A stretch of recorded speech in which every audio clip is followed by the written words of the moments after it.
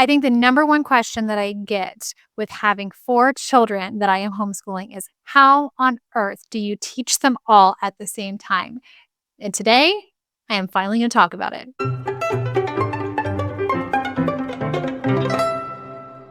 So if this is our first time meeting, hi, my name is Brittany. I am a homeschooling mom, like I said, of 4 kids, high school down to kindergarten, and I like to talk all things homeschool and homemaking. So I have 0 notes for this. And if you have watched any of my previous videos, you know I like my notes because I have ADHD. I go off and I go into a different world and I have no idea what I'm talking about. But, you know, I am just going to go unscripted today because I want to talk to you as if we are sitting down having a coffee. I don't have a coffee, but I've got my circle over here. And we are going to just sit and we are going to have a drink. Well, that sounds bad.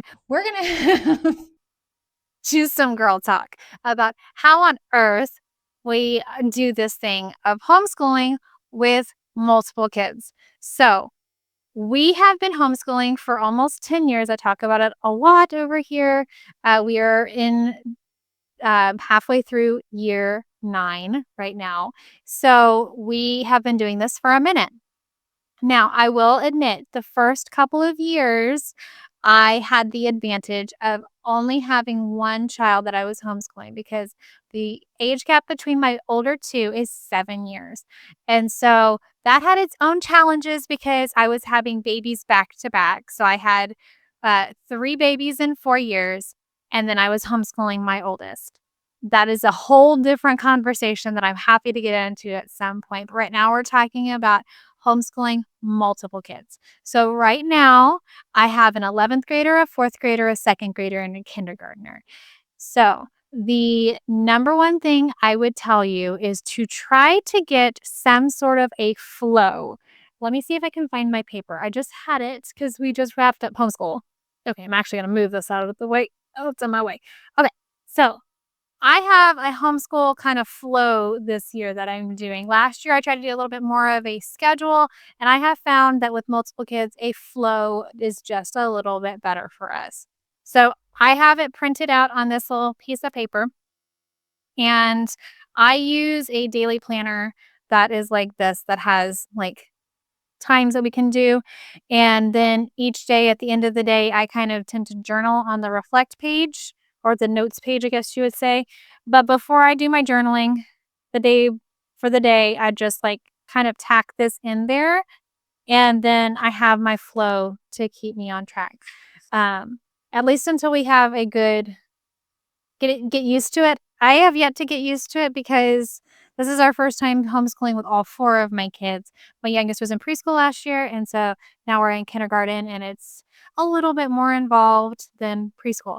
So I will try to scoot over, and I will have a clip over here so you can follow along, but I have it kind of in blocks and I have scheduled in breaks. So I use a timer. I have visual timers that I use for my kids, and we use a timer. So that way I have, you know, the order in which we would do subjects. So that way I am constantly working with somebody while somebody else is doing practice. And and then I have in our language arts block, I have my bigger 2 doing copy work while my youngest is doing her letter practice.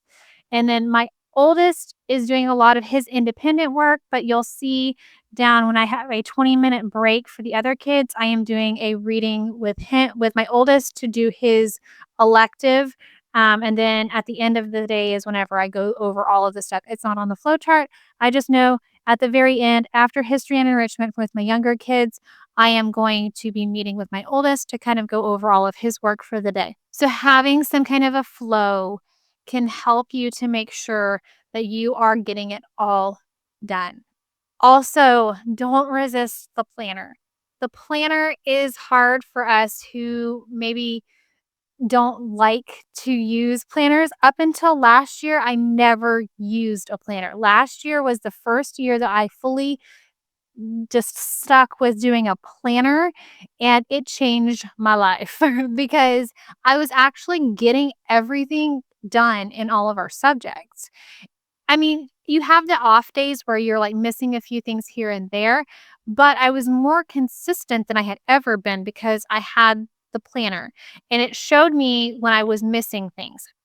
And so I have my free printable planner in the description box. Well, not anymore. I have my free printable planner listed on my website now, and my website is always listed in the description box, but I will have a specific direct link to the actual planner in my description box that you can go download if you need a planner. But having that planner and actually planning for your week, that is so, so, so, so helpful. But here's the key. I was talking to one of my friends at church the other day, and she was asking me how I actually stick with the plan. And, she was planning like 6, 7, 8 weeks out. And I'm like, no, no, no, no, no, no, no. We don't plan that far out. We plan 1 week at a time because, especially if you have a lot of kids, inevitably someone's going to get sick. You have a doctor's appointment, something's going to come up and you're going to miss a couple of things. Or you have to go run a quick errand that was just, it has to get done that day. And a couple of subjects might fall off for that day. Knowing that and then kind of circling the things that you don't get done, that's going to really help you to see, okay, well, we missed this subject last week, so we really can't miss it at all this week.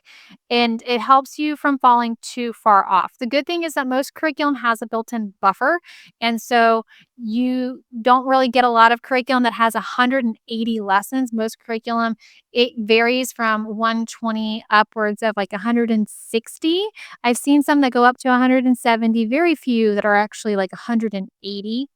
It, and that gives you a couple of buffer days if you have that happen a couple of times.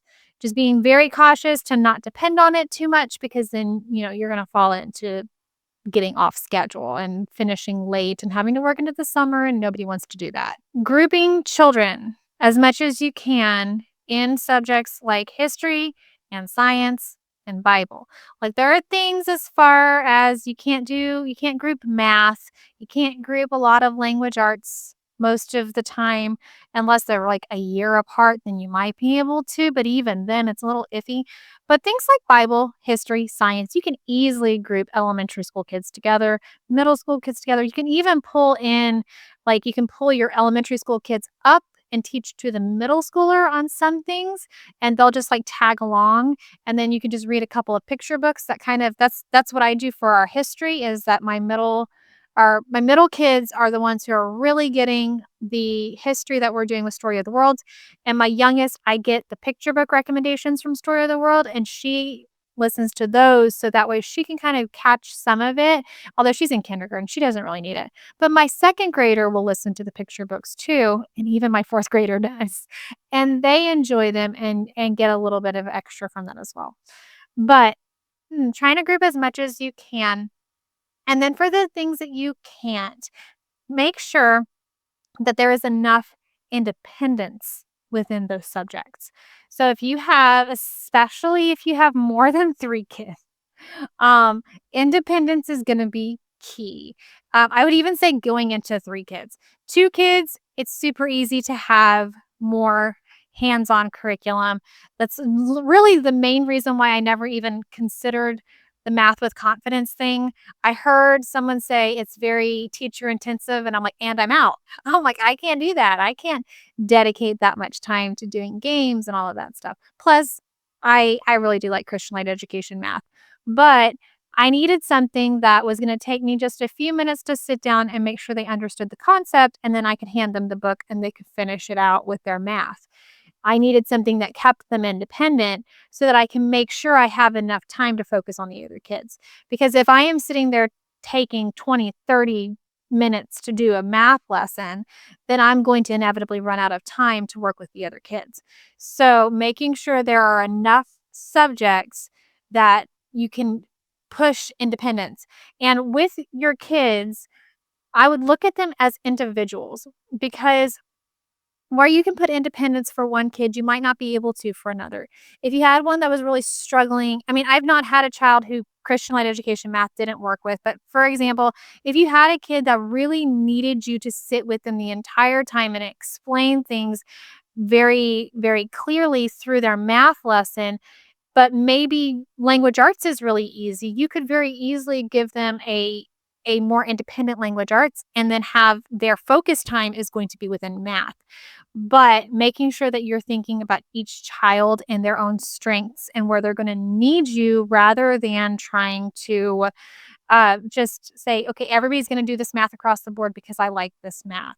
Um, I mean, I do that, but if I had a child who was doing Christian Light education math and it was really just not working, I would be willing to do that. So, for example, my third child happens to be really, really good at language arts, and so far, Christian Light education math has been working. But if that were to ever stop working, I would try to make sure she is doing something independent with her language arts, and I could push her into a different math. Mealtime, that's a big one. Okay, so what's gonna eat up most of your time in your school day is meals. You have to understand when you have a lot of kids, your time is like currency. It is very important that you're guarding that time. You're gonna guard that time against your friends, your social media use, your TV use. For me, at this point, since I'm not on social media anymore, it's been my books. I have to make sure that I give myself like 15 minutes while I'm eating lunch to read my book, but then it has to go away and I can't take it back out until I'm done with all of my responsibilities. But meal times are going to be a problem if you're trying to cook meals every single day. So for me, I like to try to prepare things that are a little bit easier. So maybe, breakfast, I like to do oatmeal a lot of the time, but I'm going to prep the oatmeal earlier and then maybe leave it on the stove and then just throw a little bit of milk and warm it up whenever it's time for breakfast. Or maybe making a big batch of muffins over the weekend. I do that too. One of the days we'll have leftover muffins from the weekend, making a big batch of pancakes on a Saturday, and then you can just heat up some pancakes and scramble some eggs really quick. Something that's going to be super, super fast to get on the table. Lunches, snack lunches are so great. You could hard boil some eggs. If your kids will eat vegetables, you could do like raw carrots and bell peppers, cheese. If you do like lunch meats and stuff like that, I mean, I'm trying to do less processed meat, but it's still a struggle. But we'll do lunch meat and crackers and cheese sometimes, or doing wraps, doing a sandwich. If you're trying to do less processed foods, you can make like a big pot. I'm trying to get into making a big pot of black beans and then using them in different ways. You could use tostadas and just heat up the beans that if you pre-make them and just leave them in the fridge, you could heat them up as you go and just put a tostada with beans and cheese and put it in the air fryer. I know some moms who prep like casseroles and stuff ahead of time so they can pop it in the oven. You could just do leftovers. Ask ChatGPT. That's like one of my favorite things to do for meal planning. Oh, okay, thank you. Chicken got out. Okay. If you have, like, specific picky kids like I do, like, if you go in and have it come up with some ideas for lunches for your specific needs, like, we are gluten-free, so it has to be gluten-free, but I also have some picky eaters. It's great with coming up with new and fresh ideas saying that it needs to not have this and maybe have more of this. I'm struggling to get them to eat enough fiber, enough protein, we're trying to limit dairy. Like you can do all of that and it's going to generate a lot more ideas. I do that every so often when we're kind of in a slump. And then keeping snacks handy and simple. So we do nuts, we do cheese, we do fruit, we do granola bars. And so you can have one granola bar a day. Otherwise, you can have cheese. I have yogurt in there, which is the same thing. You can have yogurt once a day, but I have cheese. I have nut. They can have cashews and then we have fruit, and those are our snacks. And those my kids know that that's the snack options. I'll also have hard-boiled eggs. Those are the snack options. You're not gonna go in and munch on chips. We're not gonna go and just eat a bunch of filler food, and they can have that whenever they want. And I never have issues with kids overeating whenever I make sure the snacks are healthy options. Find productive busy work. I like my kids to do copy work, and even dictation can be kind of done more independently where you're just reading the sentence while you're working with another kid. I normally have it propped up. But there are things like doing explode the code, which can be helpful, making sure that they have the independent work, like I said, assigned readings and things that you can do to fill in with in the pockets. So that way, if you're busy with another kid, you can say, okay, I want you to go copy down your spelling words, or I want you to go do a page out of explode the code, go grab, your your handwriting or your copy work or anything like that, just to keep them occupied so that way you have something and you don't even necessarily like I have them listed on here because we have a pretty good flow in our day, but you could even leave those off of your schedule and just have them available to fill in for your pocket times of one of your older children finishes their work and you're still working with a younger child, you could say, okay, what is still on your list? And then have them go and check off the things that haven't been done yet. That's my another big recommendation is give them checklists. So this is for my second grader. She hasn't actually updated hers for today, but I have for my kids the checklist and it has all of their breakfast stuff. So it has their personal hygiene stuff and then their before school chores. And then I have all of their schoolwork in here. And then I also have like their laundry that needs to get done, any extra chores. And for them, I have it where they have to have like done before screens. And so they get an hour of screen time in the evening. And so their whole checklist has to be complete before they can have their screen time up until this point.